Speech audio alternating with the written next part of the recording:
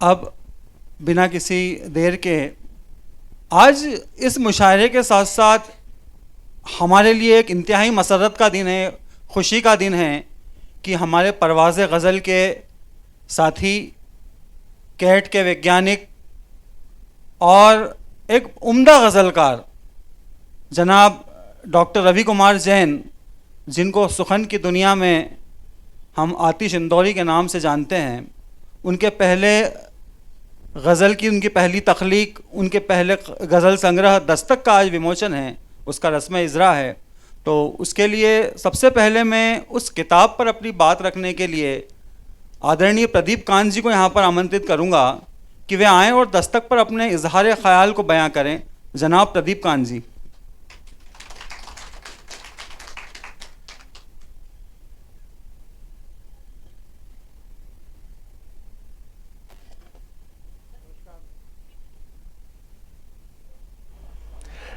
नमस्कार।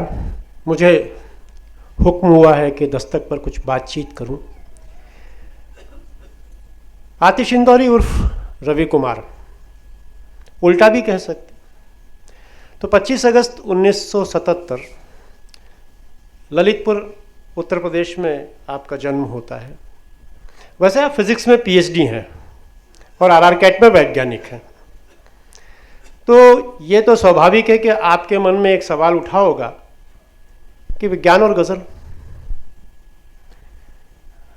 गज़ल तो गणित के बिना गज़ल का भी काम नहीं होता और गणित के बिना विज्ञान का भी काम नहीं होता। अगर गणित ज़रा सी गलत है तो विज्ञान गड़बड़ा जाएगा, और बहर काफिया रदीफ का गणित गलत हुआ तो गज़ल भी भटक जाएगी।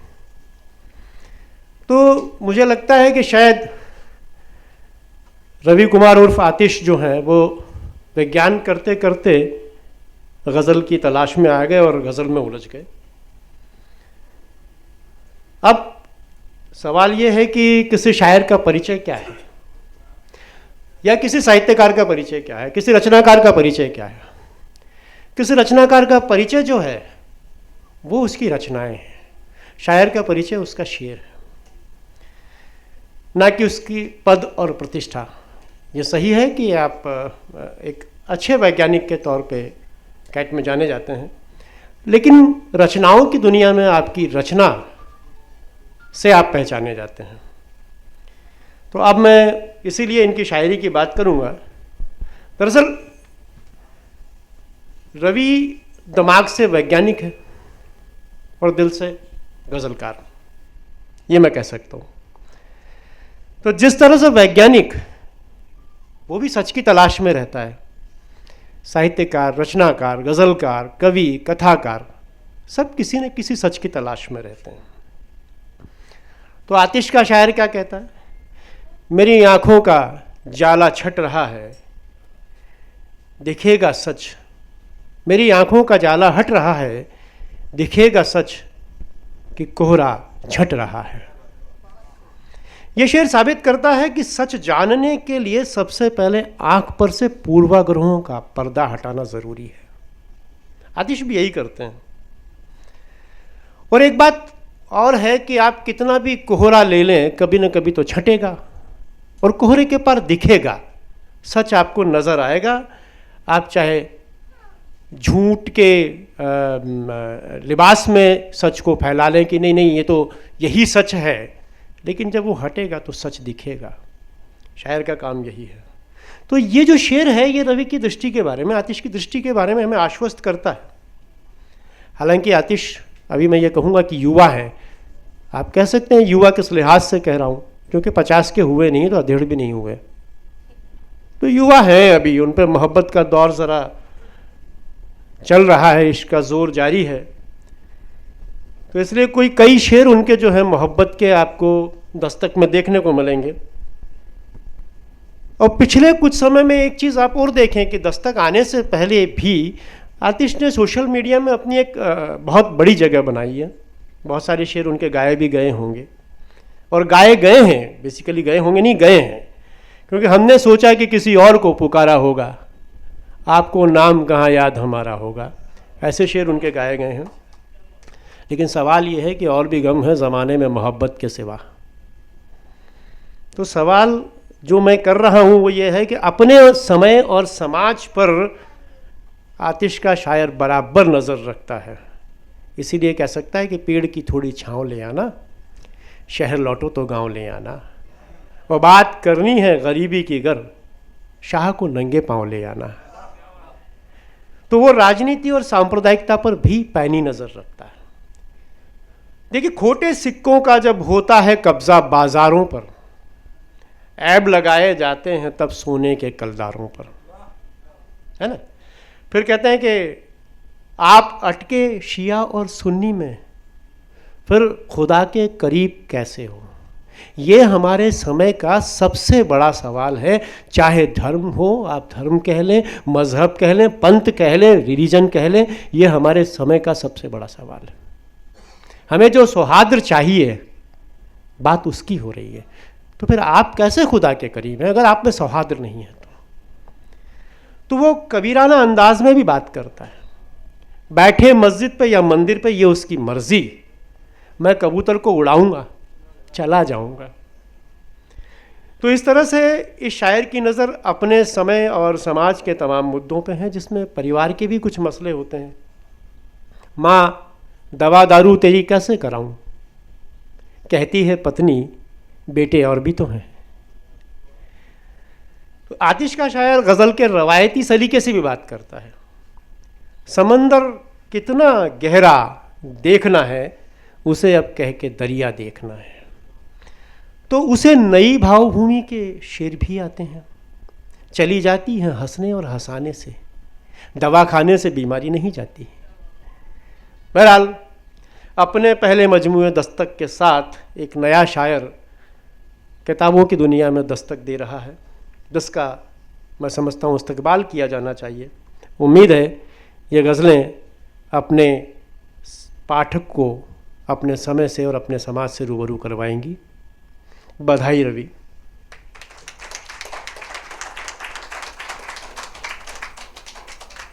बहुत बहुत शुक्रिया प्रदीप कांत साहब का। चारागर हार गया हो जैसे, चारागर हार गया हो जैसे, अब तो मरना ही दवा हो जैसे। चारागर हार गया हो जैसे, अब तो मरना ही दवा हो जैसे। मुझसे बिछड़ा था वो पहले भी मगर, मुझसे बिछड़ा था वो पहले भी मगर, अब के ज़ख्म नया हो जैसे, अब के ज़ख्म नया हो जैसे। जैसा कि अभी प्रदीप साहब ने दस्तक के बारे में अपने ख़्यालों से हमें रूबरू कराया, दस्तक आतिश जी की शायरी के बारे में सिर्फ मैं इतना कहूँगा, मैं तो खैर अभी तिफ़्ल अदब हूँ, उनकी शायरी बहुत अच्छी है। और एक शायर की सोच भले ही दुनिया से मुख्तलिफ हो, उसका नज़्बुल ऐन दुनिया से मुख्तलिफ हो, लेकिन उसकी नज़र हर मंज़र पे रहती है। उसकी सोच एक आम आदमी की सोच से परे होती है। और जनाब आतिश इंदौरी साहब की शायरी में मुझे वो सब चीज़ें नज़र आती हैं, तख़य्युल के रंग, प्यार मोहब्बत की बातें, सोच, फ़िक्रमंदी, बहुत कुछ है उनकी शायरी में। और उनके इस नए मजमूए के मंजर आम पर आने पर मैं उन्हें दिली मुबारकबाद पेश करता हूँ। और अब दस्तक पर कुछ बातों के लिए मैं हमारे परवाज़ गज़ल इंदौर के सदर अध्यक्ष जनाब विकास जोशी साहब को यहाँ पर दावत देता हूँ कि वो भी दस्तक पर अपने ख़यालात का इजहार करें। जनाब विकास जोशी साहब।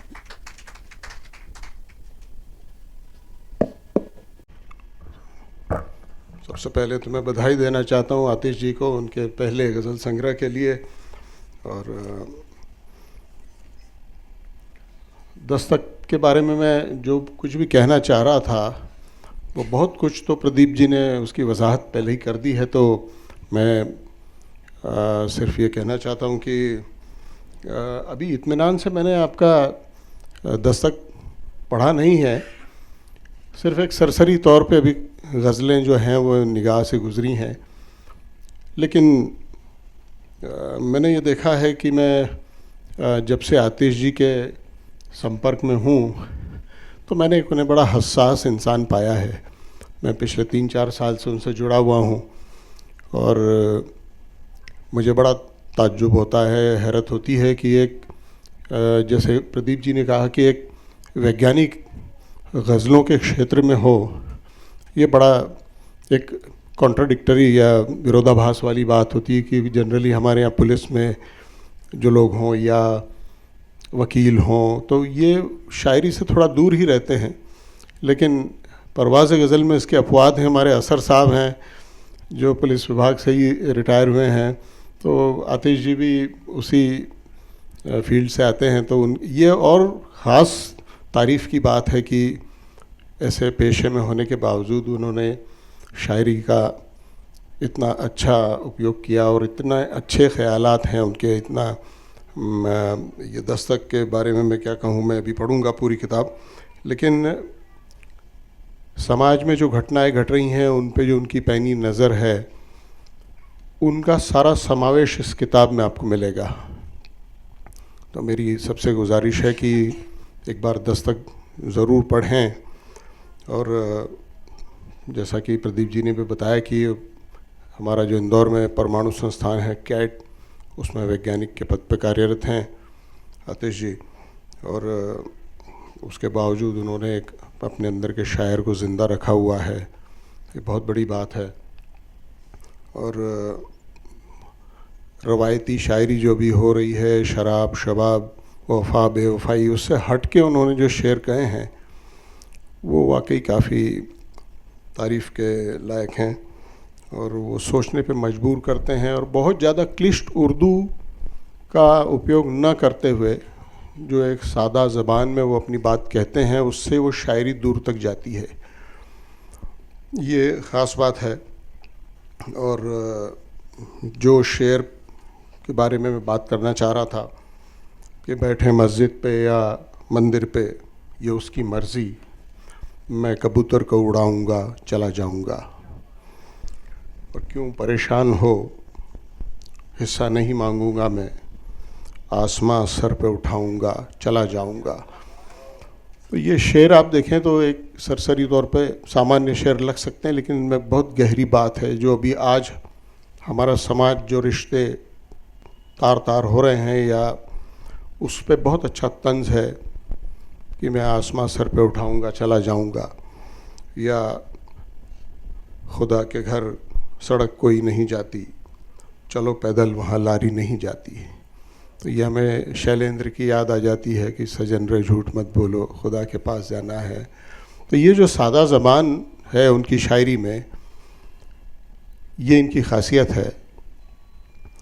और एक शेर मुझे जो बहुत अच्छा लगा उनका कि थोड़ी खटपट होती है तो दीवारें उठ जाती हैं, थोड़ी खटपट होती है तो दीवारें उठ जाती हैं, पहले बातें होती रहती थीं तो रास्ता खुलता था। तो ये शेर इतना छू जाने वाला शेर है जो आज की समाज की हकीकत है, जो सच्चाई है कि घरों में कम्युनिकेशन बंद हो गया है। अगर बात करें आपस में बैठ के तो कई मसले हल हो सकते हैं। तो ये शेर मुझे बहुत पसंद आया था, ख़ास तौर पे मैं आपको दाद देना चाहता हूँ शेर के लिए।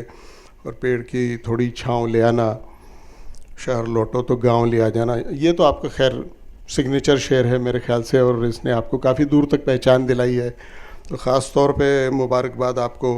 और माँ दवा दारू तेरी कैसे कराऊँ, ये भी एक तल्ख़ हकीकत है आज की कि कहती है बीवी की बेटे और भी तो हैं। वाकई ये बात बिल्कुल सच है। तो आखिर में मैं आपको फिर से मुबारकबाद देना चाहता हूँ आपके, और मुझे पूरा आइए सब फरियाद साहब हमारे बीच में आ गए हैं, हमारे बहुत सीनियर शायर। अपनी बात जल्दी से ख़त्म करता हूँ, और ये मुझे पूरा विश्वास है कि अपने उन्वान के मुताबिक ये गज़ल संग्रह हर उस आदमी के दिल पे एक दस्तक देगा जिसके अंदर एक दिल धड़कता है। और मैं दुआ करता हूँ कि आतिश जी की शायरी ऐसी परवान चढ़े और उनके ये गज़ल संग्रह आते रहें। इसी दुआ के साथ में मैं अपनी जगह लेता हूँ और आतिश जी को एक बार फिर से बधाई देता हूँ। बहुत शुक्रिया।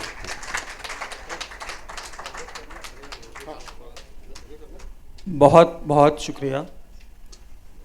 हमारे आज के मुशायरे के मेहमान एजाज़ी जनाब फ़रियाद बहादुर साहब यहाँ पर तशरीफ़ फरमा है, तो मैं विकास जोशी साहब से गुजारिश करूँगा कि वो उनका इस्तकबाल करें, जनाब फ़रियाद बहादुर साहब का।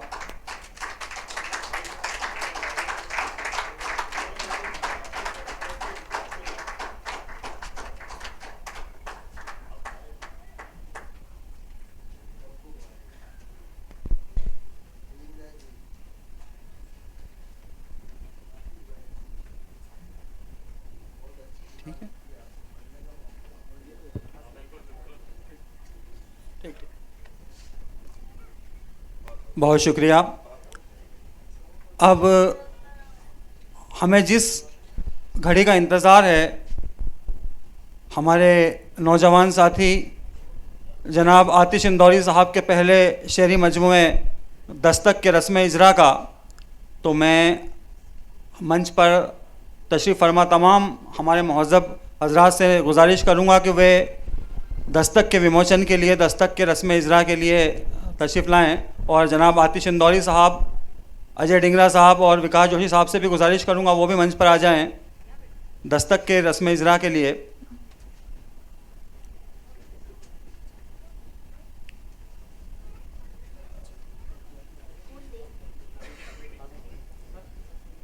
जनाब आतिश इंदौरी साहब भी तशरीफ़ लाएँ।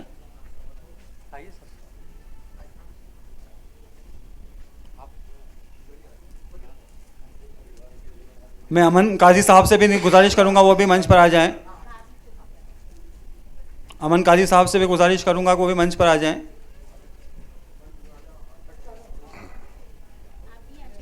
जी,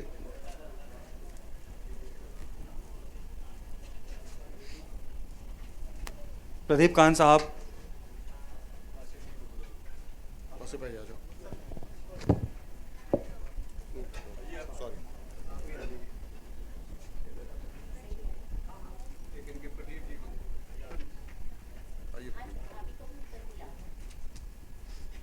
हाँ भाभी अभी आइए।